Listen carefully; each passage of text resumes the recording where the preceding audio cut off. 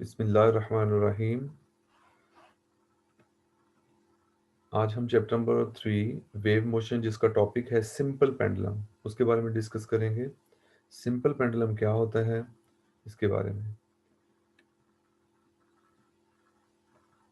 हम PHY 222 electrical technology lecture number 3 आज पढ़ेंगे, government college of technology Rawalpindi से। आज हम सीखेंगे सबसे पहले कि सिंपल पेंडुलम, उसकी डेफिनेशन क्या है, उसकी एक्सप्लेनेशन पढ़ेंगे, डेरिवेशन करेंगे, फिर उसकी फ्रीक्वेंसी सिंपल पेंडुलम की क्या है, उसका फार्मूला डिराइव करेंगे, फिर हम time period of simple pendulum को फाइंड करेंगे, और उसके बाद हम देखेंगे कि सेकंड पेंडुलम क्या होता है, इसकी डेफिनेशन के बारे में सीखेंगे। तो सबसे पहले सिंपल पेंडुलम। सिंपल पेंडुलम क्या होता है? Simple pendulum, a heavy mass attached to a light string is called simple pendulum। क्या मतलब कि आपने एक हल्के से धागे के साथ एक भारी सारा मैस लटकाना है, उसे सिंपल पेंडुलम कहते हैं। दोबारा से बता रहा हूं, एक भारी मैस जो कि हल्के धागे के साथ आपने लटकाना है, उसे सिंपल पेंडुलम कहते हैं। और आज हमने इसका प्रूफ ये करना है कि जो सिंपल पेंडुलम होता है, उसकी जो मोशन है वो सिंपल हार्मोनिक मोशन होती है। यानी जिस तरह हमने पिछले लेक्चर में सीखा था कि acceleration is directly proportional to minus x है, इसका भी हमने यही आंसर निकालना है, जिसका answer a is directly proportional to minus x हो। इसका मतलब है उसकी जो मोशन होती है वो सिंपल हार्मोनिक मोशन होती है। ये देखिए, ये फार्मूला हम इसका डिराइव करेंगे। ये फार्मूले का मतलब ये होता है कि ये सिंपल हार्मोनिक मोशन है। A is directly proportional minus x का मतलब है कि ये जो मोशन है ये सिंपल हार्मोनिक मोशन है। ये देखिए, आपके पास ये एक मैस है, ये इसको मैंने, ये एक धागा था जिसकी लेंथ जो है वो L है, इसके साथ मैंने एक धागा लटका दिया, धागे के साथ, और ये मैस लटका दिया, और इस धागे की जो टोटल लेंथ है वो L है। अब हम क्या करेंगे, हम यहाँ से इस मैस को, यहाँ से इसके ऊपर एक फोर्स लगाएंगे। फोर्स लगा के इसको मैं यहाँ इस तरफ लेके जा रहा हूँ, यहाँ यहाँ ले जाके इसको छोड़ेंगे। जब ये इस पोजीशन से इस पोजीशन पे पहुंचेगा, इसका मतलब क्या हुआ कि इसके ऊपर हमने कोई फोर्स लगाई है और ये एक अपनी एक्सट्रीम पोजीशन पे पहुंच गया है। जब ये एक्सट्रीम पोजीशन पे पहुंचेगा तो इसके ऊपर जो है ना एक वेट की फोर्स एक्ट कर रही होगी, जो कि डाउनवर्ड होती है, जिसका नाम mg है। ये देखिए, mg। तो ये वेट की फोर्स है। इस वेट की फोर्स को अब हमने क्या करना है, इस वेट की फोर्स जो ना ये एक्स एक्सिस के साथ जो ना एक एंगल थीटा बना रही है। ये देखिए, ये सपोज इसका एक्स एक्सिस था, ये जो है ना इसके साथ कोई एंगल बना रही है। ये जो एंगल थीटा है, ये इस एक्स एक्सिस के साथ जो है ना ये बना रही है। तो जब आपने इसको रिजॉल्व करेंगे तो ये इस फोर्स का नाम, ये जो नीचे की तरफ मैंने बनाया है एरो, इसका नाम mg है। और इसको जब हम रिजॉल्व करेंगे तो यहां से एक परपेंडिकुलर ड्रॉ किया ये एक्स एक्सिस के ऊपर यहां तक, तो यहां पर दो कंपोनेंट्स बन गए, एक कंपोनेंट ये वाला बन गया, दूसरा कंपोनेंट ये वाला बन गया। तो ये जो थीटा के साथ वाला कंपोनेंट होता है ये हमेशा कॉस थीटा के साथ होता है। तो लिहाजा फोर्स का नाम mg था, तो इसके साथ कॉस थीटा लगा दिया, तो mg कॉस थीटा। और ये जो कंपोनेंट होता है ये वाला, इसका नाम होता है mg साइन थीटा। अब मैंने इस mg साइन थीटा को बजाय इधर लिखने के, मैंने इसको यहां बना दिया, देखें यहाँ, ये देखिए, तो ये इसका नाम मैंने यहाँ mg साइन थीटा लिख दिया। तो इसके दो कंपोनेंट्स बन गए, mg के दो कंपोनेंट्स बन गए, एक mg cos थीटा और एक mg sin थीटा। अब ये देखिए, गौर से सुनना, ये जो पेंडुलम था, इस पेंडुलम को आप यहाँ पर अगर देखें तो इसके ऊपर एक टेंशन की फोर्स लग रही है। ये देखिए, अपवर्ड टेंशन की फोर्स क्या होती है, एक ऐसी फोर्स जो कि फिक्स साइड की तरफ लग रही होती है। यहाँ हमने पेंडुलम को यहाँ से फिक्स किया हुआ था, धागे को यहाँ लटकाया हुआ है, और ये धागे के ऊपर एक ऊपर की तरफ जहाँ पर ये फिक्स होता है ना, उस तरफ एक टेंशन की फोर्स एक्ट करती है, और टेंशन की फोर्स हमेशा फिक्स साइड की तरफ होती है।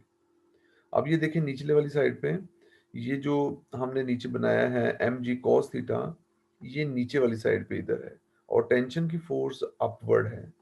अब ये जो मैस है ये वाला पेंडुलम, अब ये ना नीचे जा रहा है ना ऊपर जा रहा है। इसका मतलब क्या हुआ कि जितनी फोर्स नीचे लग रही है उतनी फोर्स ऊपर भी लग रही है। ये दोनों एक दूसरे को कैंसिल कर देंगी। जब कैंसिल कर देंगी तो ये तो दोनों कैंसिल हो जाएंगी, तो बाकी कौन सी रह जाएगी? सिर्फ ये एम जी साइन थीटा रह जाएगी। और ये जो एम जी साइन थीटा है, ये वो फोर्स है जो इस पेंडुलम को वापस लेकर आएगी। यानी इस पेंडुलम को जो वापस लाने वाली फोर्स है वो एम जी साइन थीटा है। अब ये देखिए, जब हमने इस पेंडुलम को यहाँ से यहाँ तक लेके गए थे, तो हम इसके ऊपर एक फोर्स लगा रहे थे जो इसके अंदर स्टोर हो रही थी, और वही फोर्स उसको वापस लेके आएगी, लेकिन उसकी डायरेक्शन ऑपोजिट होगी। जो वापस लाने वाली फोर्स है उसका नाम क्या है? वो है एम जी साइन थीटा। तो ये देखिए, इसकी जो सारी वर्डिंग थी वो भी आपने लिखनी है इसके साथ। ये देखिए, मैंने यहाँ पर लिख भी दी है ताकि आप लोगों के लिए लिखना आसान हो कि consider a mass m is attached to a light string having length l, we apply a force f, it will reach at extreme position। यानी एक लेंथ है l, उसके साथ मैस m लगा, इस मैस m के ऊपर आपने एक फोर्स लगाई, ये बॉडी यहाँ एक्सट्रीम पोजीशन पे पहुंच गई। ठीक है। Now we resolve the force into its rectangular components। अब आपने इस फोर्स को, ये जो फोर्स mg लग रही है डाउनवर्ड, इसको कंपोनेंट्स में रिजॉल्व किया। तो कौन कौन से कंपोनेंट्स बन गए? एक वर्टिकल और एक हॉरिजेंटल। जो हॉरिजेंटल कंपोनेंट है उसका नाम है mg cos थीटा, जो वर्टिकल कंपोनेंट है उसका नाम mg sin theta. Now we resolve the force into its rectangular components, mg cos theta and mg sin theta। तो ये इसकी एक्सप्लेनेशन हुई। अब हम इसके लिए फार्मूला डिराइव करते हैं। देखिए, अभी मैंने आपको थोड़ी देर पहले बताया कि यहाँ पर दो किस्म की जो फोर्सेस हैं, एक टी की फोर्स और एक एम जी कॉस थीटा, ये दोनों एक दूसरे को बैलेंस कर रही हैं। यानी ये ऊपर की तरफ है, ये नीचे की तरफ है, ये दोनों एक दूसरे को कैंसिल कर रही हैं। इसी वजह से ये जो मैस है ये अपनी जगह पर यहाँ मौजूद है। अगर इनमें से कोई भी फोर्स ज्यादा हो जाए, सपोज टेंशन की ज्यादा होती, तो ये मैस ने इधर चले जाना था। अगर एम जी कॉस थीटा ज्यादा होती तो इस मैस ने नीचे की तरफ चले जाना था। लेकिन अब ये ना ऊपर जा रहा है ना नीचे जा रहा है। इसका क्या मतलब है? इसका मतलब ये दोनों फोर्सेस एक दूसरे को कैंसिल कर रही हैं, और ये दोनों एक जैसी हैं लेकिन डायरेक्शन में ऑपोजिट हैं। जब ऐसी सिचुएशन आ जाए तो ये दोनों एक दूसरे को कैंसिल कर देती हैं, तो लिहाजा इसका नेट रिजल्ट जीरो होगा। तो ओनली सिर्फ एक फोर्स रह जाएगी जो कि एम जी साइन थीटा है। अब ये इसी बॉडी को वापस लेके आती है। ये देखिए, the tension T is balanced by mg cos theta due to force mg sin theta, simple pendulum vibrates। यानी क्या मतलब है? टेंशन की फोर्स जो mg cos theta को बैलेंस कर रही है, लेकिन सिर्फ और सिर्फ mg sin theta है जो कि उस पेंडुलम को वाइब्रेट करवाती है। सो इसी फोर्स को हम, क्योंकि ये उस पेंडुलम को वापस लेके आती है, इसलिए इसको बोलते हैं रिस्टोरिंग फोर्स। तो लिहाजा ये रिस्टोरिंग फोर्स है जो कि उस बॉडी के ऊपर, बॉब के ऊपर, उस मैस के ऊपर जो है ये एक्ट कर रही है। तो लिहाजा इसके ऊपर जो नेट फोर्स है उसका नाम हमने रखा F is equal to minus m g sine theta. अब हमने ये माइनस क्यों लगाया? माइनस इसलिए लगाया क्योंकि जब हम फोर्स लगा रहे थे तो हम तो उस बॉडी को उस तरफ लेके जा रहे थे, लेकिन वो बॉडी वापस आ रही थी ऑपोजिट डायरेक्शन में। लिहाजा इस नेगेटिव ऑपोजिट डायरेक्शन की वजह से हमने यहाँ पर नेगेटिव साइन लगा दिया। अच्छा, उसके बाद है, जो हम उस बॉडी के ऊपर फोर्स लगा रहे थे उसका क्या नाम था? जो हम किसी बॉडी के ऊपर फोर्स लगा रहे थे वो थी F is equal to m a, यानी according to Newton second law of motion. जो हमने उस बॉडी के ऊपर फोर्स लगाई उसका नाम F is equal to m a था, और जो फोर्स उस पेंडुलम को वापस लेके आती है उसका नाम है F is equal to m g sine theta. ये नेगेटिव साइन का क्या मतलब? मैं बार बार कह रहा हूं, नेगेटिव साइन का मतलब क्या है कि ये डायरेक्शन ऑपोजिट है जो कि उसे वापस लेके आती है। तो ये इंपॉर्टेंट बात थी। अब ये देखें, ये दोनों फोर्सेस जो हमने लगाई है, जितनी ज्यादा हम फोर्स लगाएंगे उतनी ज्यादा रिस्टोरिंग फोर्स भी होगी। तो लिहाजा ये दोनों फोर्सेस एक दूसरे के इक्वल होंगी। क्यों इक्वल होंगी? क्योंकि जितनी हम फोर्स लगाएंगे उतनी रिस्टोरिंग फोर्स होगी, जितनी कम हम फोर्स लगाएंगे उतनी कम रिस्टोरिंग फोर्स होगी। तो लिहाजा ये दोनों फोर्सेस आपस में इक्वल होंगी। जब ये आपस में इक्वल होंगी तो इन्हें आपस में कंपेयर कर लेते हैं। इक्वेशन नंबर 1 को और इक्वेशन नंबर 2 को, यानी ये दोनों फोर्सेस आपस में इक्वल हैं, तो लिहाजा इन दोनों को कंपेयर कर लिया। So F is equal to ma, और इस F की जगह आपने ma पुट कर दिया, ये इसके इक्वल है तो इसकी जगह minus m g sine theta लिख दिया। तो इस m से m को ये कैंसिल किया, क्या रह गया बाकी, a is equal to minus g sine theta. अब ये देखिए, अगर यहां पर एक कंडीशन लगाते हैं हम लोग, ये जो एंगल है, जब हमने पेंडुलम को मूव करवाया उसके बीच में जो एंगल है, अगर इस एंगल की वैल्यू बहुत स्मॉल हो, इंतहाई छोटी हो, तो जब हम उसका साइन फाइंड करते हैं तो उसकी वैल्यू तकरीबन वही आती है। तो लिहाजा यहाँ एक कंडीशन लगा दी कि if theta is very small, so sine theta is nearly equal to theta, यानी जो थीटा की वैल्यू होगी उसका अगर साइन लेंगे तो कोई फर्क नहीं पड़ेगा, तकरीबन वही आएगा। तो लिहाजा आप इस इक्वेशन में साइन थीटा की जगह थीटा पुट कर सकते हैं। तो देखिए, सो इक्वेशन नंबर 3 इज क्या बनेगी शाबाश, a is equal to minus g, और इस साइन थीटा की जगह हमने यहाँ थीटा पुट कर देना।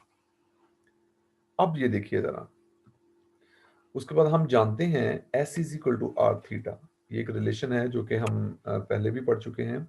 s is equal to r theta क्या है, अब ये s क्या है, s और r और थीटा, थीटा तो एंगल है, s क्या चीज है, जब वो बॉल मूव करके जा रही तो उसने जितना डिस्टेंस कवर किया है, डायग्राम के अंदर मैंने आपको बताया, दोबारा से दिखाता हूँ डायग्राम के अंदर, ये देखिए, जब ये बॉडी यहां से मूव करके यहां जा रही है, तो यहां से लेकर यहां तक ये जो कर्व्ड वाला डिस्टेंस है, ये वाला, इस डिस्टेंस को s कहते हैं।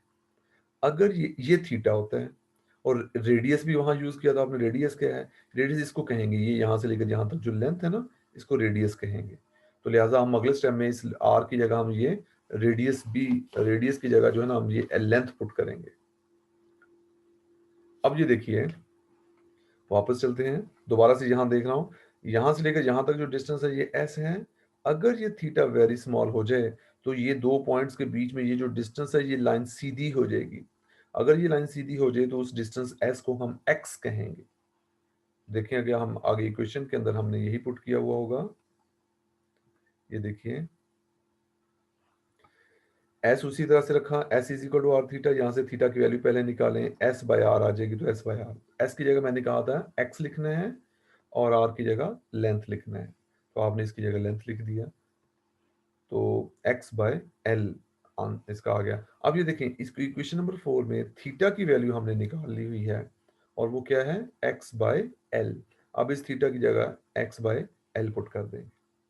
सो इक्वेशन नंबर 4 क्या बनेगी, देखिए, a is equal to minus g x by l, यानी थीटा की जगह आपने x ओवर एल पुट कर दिया। अब ये g और l को आपने अलहदा कर दिया, उसके इर्द गिर्द ब्रैकेट लगा दी। इट मीन्स g कांस्टेंट होता है, लेंथ भी कांस्टेंट रहेगी, तो एक कांस्टेंट को दूसरे कांस्टेंट से डिवाइड करें तो रिजल्ट भी कांस्टेंट ही आएगा। तो इस कांस्टेंट को अगर हम खत्म करना चाहें, तो आप इस इज इक्वल टू को और इस कांस्टेंट को अगर खत्म करना चाहें, तो इसकी जगह प्रोपोर्शनलिटी साइन आ गया, ये नेगेटिव उसी तरह से, और ये x उसी तरह से। तो देखिए, हमने जो शुरू में कहा था कि a is directly proportional to minus x, ये हमने प्रूफ करना है। तो लिहाजा ये बात प्रूफ हो चुकी है कि the motion of the simple pendulum is simple harmonic motion. क्या मतलब इसका, जिसमें ये रिलेशन आ जाए, a is directly proportional to minus x, उसका क्या मतलब होता है, उसका मतलब होता है कि ये जो मोशन है ये एस एच एम है। एस एच एम का क्या मतलब है, सिंपल हार्मोनिक मोशन। तो ये सिंपल पेंडुलम की जो ना सिंपल हार्मोनिक मोशन हमने प्रूव कर दी। अब हम इसके लिए टाइम पीरियड का फार्मूला डिराइव करेंगे। अब टाइम पीरियड क्या होता है, टाइम पीरियड कहते हैं, जो अभी हमने सिंपल पेंडुलम पढ़ा था, जब वो एक साइकिल कंप्लीट कर, यानी एक चक्कर मुकम्मल कर ले, तो एक चक्कर मुकम्मल करने में उसको जितना टाइम लगता है, उसे टाइम पीरियड कहते हैं। तो देखें, इसके लिए क्या फार्मूला बन गया, the time required to complete one vibration is called time period. इसकी डेफिनेशन बन गई टाइम पीरियड की। अब हम इसका प्रूफ करेंगे कि टाइम पीरियड का फार्मूला क्या होगा। तो अभी हमने एक बात प्रूफ किया कि acceleration is equal to minus g by l into x, ये अभी हमने देखे थोड़ी देर पहले लिखा। ये देखिए, मैंने यहां से ये वैल्यू ली है, a is minus g by l into x, ये एक रिलेशन लिया, और एक रिलेशन हम लेंगे,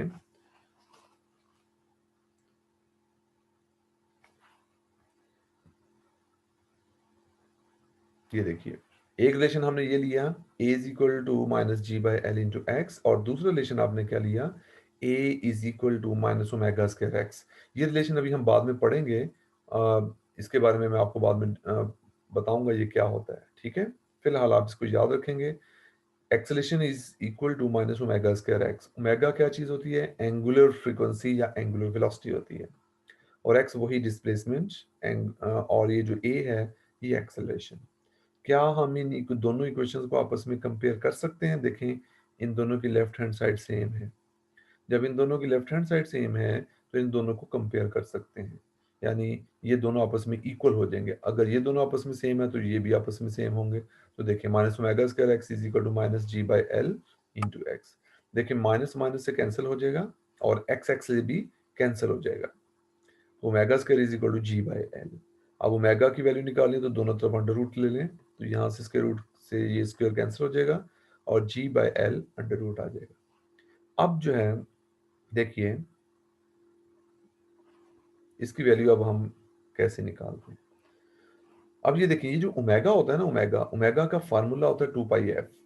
एंगुलर वेलोसिटी का फार्मूला होता है, या एंगुलर फ्रीक्वेंसी का फार्मूला होता है omega is equal to 2 pi f. तो आपने इस ओमेगा की जगह 2 पाई एफ पुट कर दिया, is equal to g by l. Right hand side पे ये जो जी बाई एल था ये उसी तरह से रहा। इस ओमेगा की वैल्यू क्या होती है, 2 पाई एफ। तो यहाँ से एफ की वैल्यू निकाल सकते हैं हम लोग। एफ की वैल्यू क्या आ जाएगी, इस 2 पाई को उठा के इसके नीचे ले जाए इधर, तो ये जो आगे फ्रीक्वेंसी, यानी किसी भी टाइम पीरियड की ये किसी भी सिंपल पेंडुलम की जो ये फ्रीक्वेंसी, उसका फार्मूला बन गया। ये अब आपने याद रखना है, ये न्यूमेरिकल में हमें हेल्प करेगा। F is equal to 1/2 pi g by l under root. Frequency अब हमने कैलकुलेट कर ली है। अब हम टाइम पीरियड मालूम करेंगे। तो टाइम पीरियड कैसे मालूम करते हैं, we know that time period का फार्मूला फ्रीक्वेंसी के इनवर्स होता है, यानी time period is equal to 1/f। अब देखें, एफ की वैल्यू चाहिए। अभी एफ की वैल्यू हमने निकाल के रखी हुई है यहाँ पर, तो ये एफ की वैल्यू उठा के यहाँ पुट कर दें, तो ये एफ की जगह देखें हमने एज इट इज ये वैल्यू यहाँ एफ की जगह लिख दी। ये 1 उसी तरह से ये डिवाइडेड बाय ये एफ की जगह 1/2 pi g by l under root. अब हम क्या करेंगे, इस जब ये देखें ये ऊपर जाएगा, क्योंकि डिवीजन के नीचे एक और डिवीजन है, ये 1/2 पाई है, तो ये ऊपर जाकर 2 पाई हो जाएगा। तो ये जो under root g by l है, जब हम इसको ऊपर जाकर लिखेंगे तो इसको उल्टा करके लिख देंगे, जी बाई एल की जगह एल बाई जी लिख देंगे, ठीक है। तो ये टाइम पीरियड का फार्मूला बन गया 2 pi l by g under root. अब हम एक और डेफिनेशन सीखते हैं जिसका नाम है सेकंड पेंडुलम। ऐसा पेंडुलम जिसको एक साइकिल कंप्लीट करने में 2 सेकंड लगे, उसे सेकंड पेंडुलम कहते हैं। Important definition, a pendulum which completes one vibration in 2 seconds is called pendulum, second pendulum। तो ये सेकंड पेंडुलम था। अब हम दोबारा से बता रहा हूँ सेकंड पेंडुलम के बारे में, एक ऐसा पेंडुलम जिसको एक वाइब्रेशन करने में 2 सेकंड्स लगे, उसे सेकंड पेंडुलम कहते हैं। तो ये सेकंड पेंडुलम की डेफिनेशन।